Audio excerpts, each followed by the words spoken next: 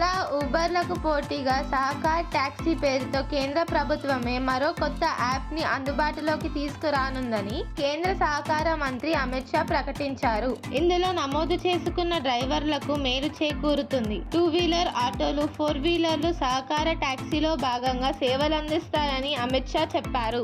ఇందులోని లాభాలన్నీ ఏ ఒక్క కంపెనీకి పరిమితం కాకుండా డ్రైవర్లకు లబ్ధి చేకూరుతుందని వివరించారు అమిత్ షా. రానున్న కొన్ని నెలల్లో సహకార్ టాక్సీని తీసుకురానున్నట్లు చెప్పారు. ఇప్పటికే వెస్ట్ బెంగాల్లో యాత్రీ సాథీ పేరుతో మమతా బెనర్జీ ప్రభుత్వం అందిస్తుంది. మొదట కోల్కతాలో అందుబాటులోకి తెచ్చారు. తర్వాత సిల్గురి, అసన్సోల్, దుర్గాపూర్ కు సేవలు విస్తరించారు. కర్ణాటకలో ఆటో, క్యాబ్ యూనియన్లు కలిసి నమ్మయాత్రి పేరిట ఓ యాప్ ను తీసుకొచ్చాయి. ఇందులోని లాభాలన్నీ డ్రైవర్లకే చెందుతాయి. సహకార్ టాక్సీ కూడా ఇలానే పనిచేస్తుంది. త్వరలో ఓలా, ఊబర్, ర్యాపిడో వంటి ప్రైవేట్ సంస్థలకు ప్రభుత్వం నుంచి పోటీ ఎదురుకానుందన్నమాట.